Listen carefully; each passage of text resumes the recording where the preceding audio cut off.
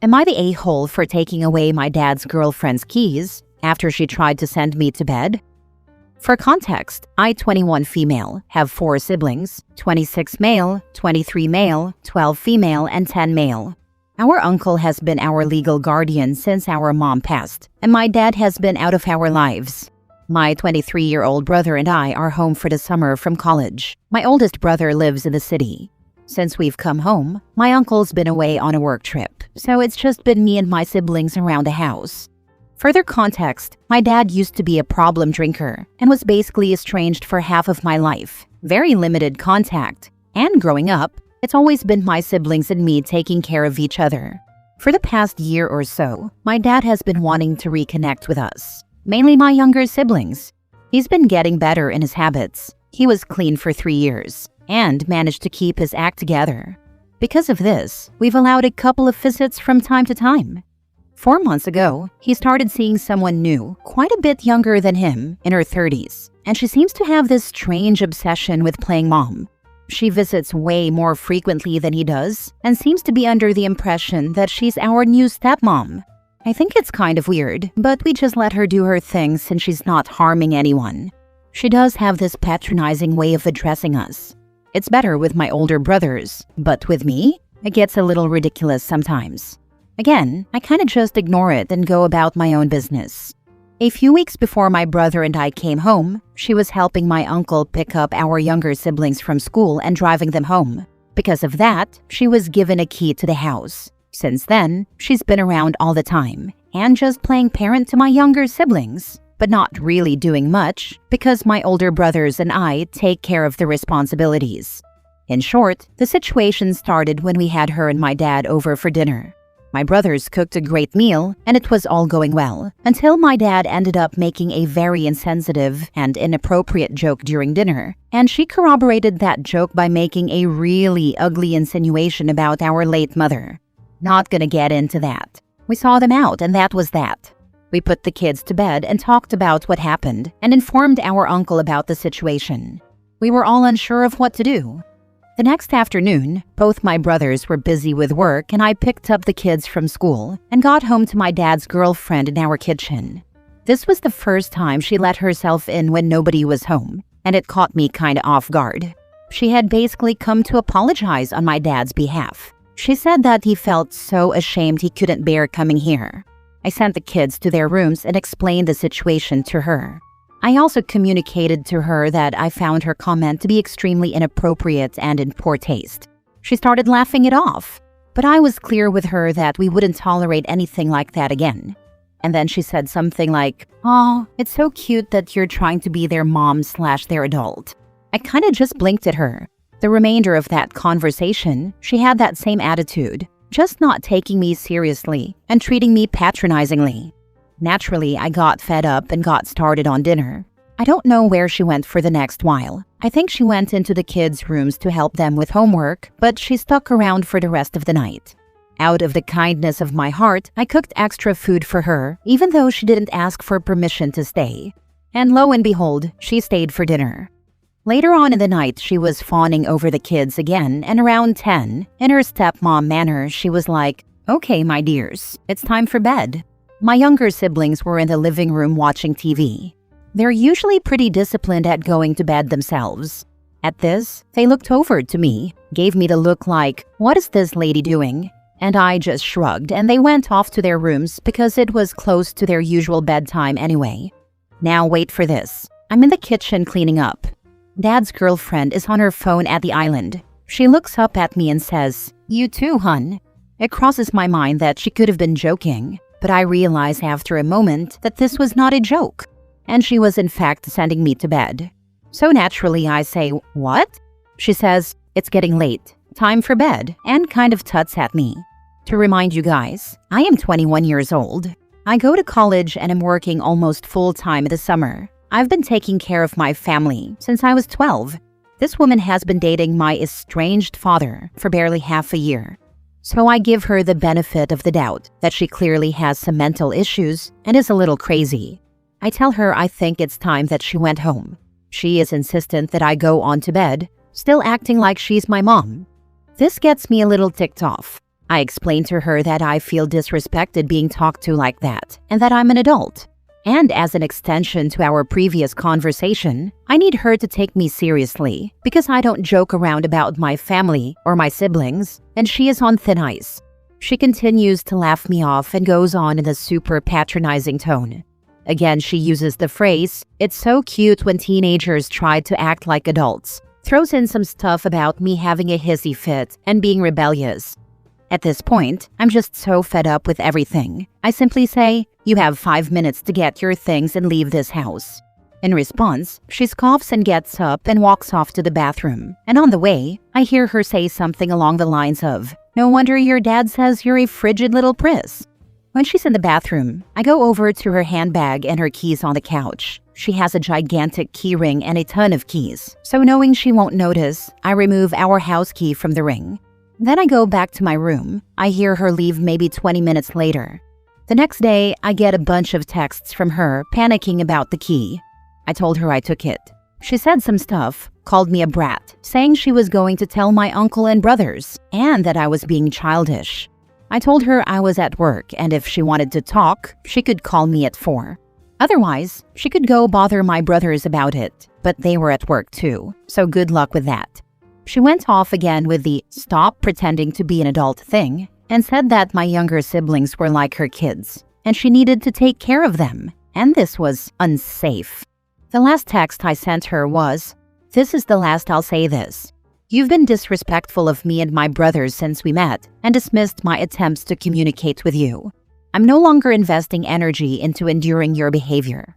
I'm going to be honest, there is very little chance that you are going to get that key back, and this is not helping those chances. Like I said, 4 p.m., you can call."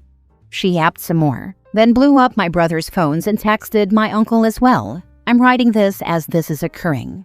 I told my brothers a bit about what happened when she came over, but they don't know the full story. My uncle is also in the dark about this, but I'll tell them what happened if I need to. Look, I don't doubt that in her heart she does truly care for my younger siblings. I don't think she's a bad person or anything. Plus, my uncle trusted her enough to give her entry into his house. She just really ticked me off. Her whole stepmom act is also really facetious to me. I'd have no problem letting her help out around the house if she was respectful and communicated that's what she wanted. Anyways, am I the a-hole? Now for the top comments before reading the update. Am I the only one confused as to why she seems to be under the delusion or impression that you're a teenager? You don't owe her anything, but you should hold a family meeting to confront and figure out what your dad is telling her, and set the record straight. See, I wish this were a whole misunderstanding, but she knows my age. We've talked about these parts of my life in light conversation. She knows I'm coming home from college with my brother, and even then, I'm working my butt off driving the kids to school, picking them up, packing them lunch, going to work, driving them to sports, making dinners. Even if I was 17, that earns some respect to my name, and a rite of passage to being an adult, I feel like. Not the a-hole. This woman is not mentally well. Good job for looking out for your family. OP needs to keep this nutter away from the younger siblings. She is insane. It would be a really good idea to rekey the house locks and make sure that Dad and his girlfriend never get another key. The situation is unsafe for the younger kids. Now for the update. So, after Dad's girlfriend's freakout, my uncle called me and said, "What's this she's saying about you stole her keys and kicked her out?" And he was already laughing as he said this, because he knows and trusts me, and he knows I'm a level-headed person. And I told him, yeah, she tried to put me to bed and called me a priss. And that cracked him up hard. When I told my brothers too, they were like, "Wow, I'm surprised you didn't knock her out." They both knew she could be a little weird, but never had she been like that. I think it was because it was the first time she and I were alone. She is not coming back to the house, not picking up the kids again. Only sees the kids when they hang out with Dad and oldest brother is around. My uncle has full custody of kids. They are safe. There is more nutty stuff going on with her though. We'll have another update prepared soon. It's gonna be very interesting. Next story, update. Am I overreacting when I told my boyfriend I was uncomfortable with his friend who abused his ex? Original post. I and my boyfriend has this childhood friend, we'll call him Alan. They've been close since like middle school. Cool, whatever. Anyway, a month ago, Alan's girlfriend dumped him because he was cheating. Not just texting other girls, but also guys. Had Grindr and like 3 other apps, literally scheduling hookups behind her back. Super grimy stuff. When she found out and ended things, rightfully, he apparently lost it. He begged her to take him back, and when she wouldn't, he snapped. From what I heard, he grabbed her by the throat and pinned her down. Then later, he keyed her car and slashed her tires. Yeah, real unhinged behavior. I didn't know the full story until yesterday one of my girlfriends filled me in. I had seen my boyfriend hanging out with Alan a few times recently, but I thought it was just like casual, checking in on him stuff. Once I found out what really happened, I was livid. I called my boyfriend and told him straight up, what Alan did is seriously messed up, and I don't get why you're still hanging out with him. He kinda tried to defend it, saying Alan's going through stuff and that he's known him forever, so it's hard to cut him off. He even said he warned Alan that if he ever touches another girl again, he'd beat him up. I told him I just assumed he'd drop anyone who did something that disgusting. Like, that should be a no-brainer, right? He went all quiet, told me good night, and hung up. He didn't text me at all the next day.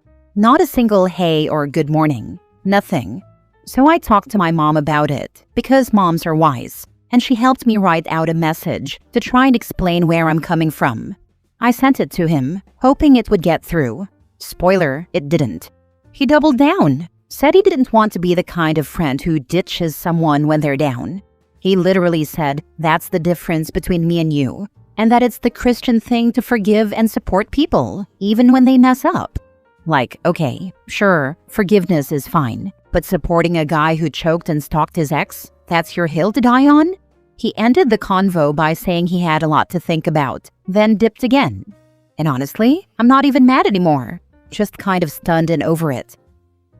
Now for the top comments before reading the update. For a long time, I tried to convince myself that my boyfriend at the time was different than all of his friends, who were, and from what I hear, are still terrible people. Cheating, abusive to their significant others emotionally and sometimes physically, womanizing, etc. It turns out that you are who you surround yourself with.